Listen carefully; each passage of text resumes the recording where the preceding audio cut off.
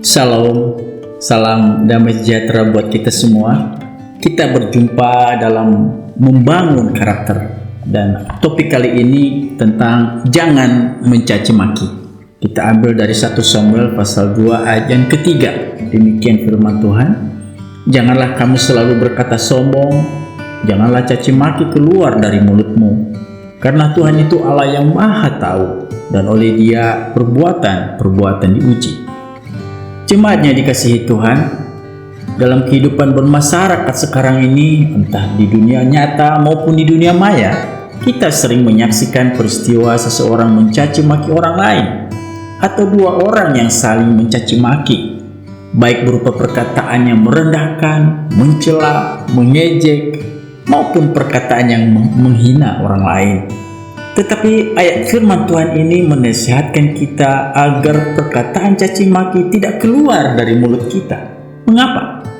Pertama, karena siapapun tidak ada yang senang dicaci maki. Sekalipun orang yang kita caci maki itu telah terbukti melakukan misalnya kejahatan atau kesalahan, dan kalau kita mencaci maki, justru yang terjadi adalah orang tersebut akan berusaha membela diri. Nah, yang kedua adalah orang yang dicaci maki itu pasti akan sakit hati, dan akibatnya bisa fatal. Orang yang sakit hati ini bisa berbalik menyerang orang yang menyakiti dia.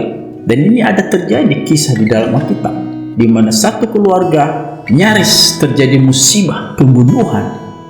Di dalam 1 Samuel 25 ayat 2-13, kisah ini diceritakan, yaitu tentang keluarga Nabal.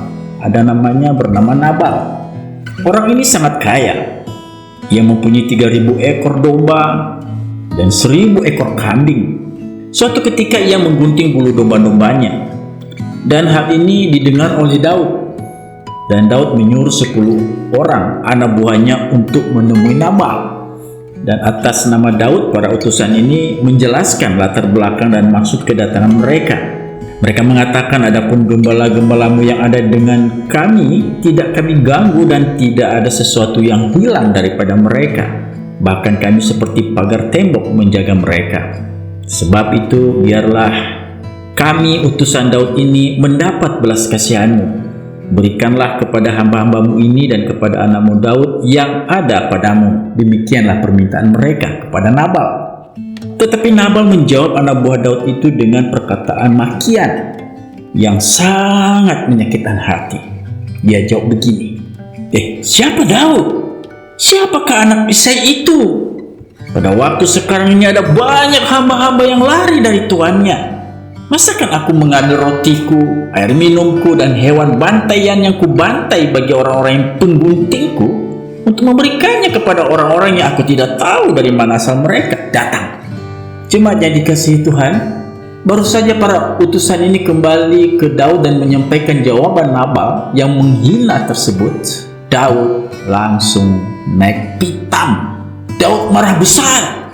Daud pun berkata kepada 400 anak buahnya, "Kamu masing-masing sandanglah pedang." Daud bersumpah membunuh semua laki-laki dalam keluarga Nabal dan hamba-hambanya laki-laki. Mengerikan, bukan? Nah, dari kisah Nabal ini kita dapat belajar mengapa Tuhan melarang kita untuk mencaci maki. Karena kita pasti kehilangan sahabat, itu sudah pasti. Padahal dalam kehidupan sekarang ini, sahabat itu aset yang jauh lebih penting daripada properti. Tetapi yang sangat berbahaya adalah ketika orang yang kita sakiti tersebut berbalik menyerang kita, seperti Daud kepada Nabal yang diceritakan tadi. Betapa banyak kisah dari zaman ke zaman. Ada pembunuhan karena di latar belakangnya sakit hati. Ada hubungan antar saudara yang rusak dalam permusuhan, bahkan hingga turun-temurun karena sakit hati. Juga ada relasi antar suami istri yang rusak dan bahkan akhirnya bercerai hanya karena awalnya perkataan yang mencaci maki yang menyakitkan. Nah, oleh karena itu, ayat firman Tuhan ini sekaligus mengajak kita untuk berubah perilaku. Pertanyaannya adalah, bisakah kita berubah dari perilaku buruk tersebut? Jawabnya tentu saja ada kepastian pemulihan di dalam Kristus. Asal saja kita mau berserah diri di bawah kaki salibnya, memohon untuk dipulihkan. Salah satu contoh dalam Alkitab yang mengalami pemulihan adalah Rasul Paulus. Dia adalah seorang penjahat, dia seorang pembunuh, pembenci orang Kristen. Tetapi oleh perjumpaan pribadi dengan Tuhan Yesus, ia dipulihkan. Ia bahkan menjadi pribadi yang penuh kasih dan belas kasihan. Dan saya mau katakan, Anda pun dapat dipulihkan. Atas pelajaran firman Tuhan ini, kita diingatkan agar meninggalkan karakter kasar, meninggalkan kebiasaan buruk yang mencaci maki orang lain.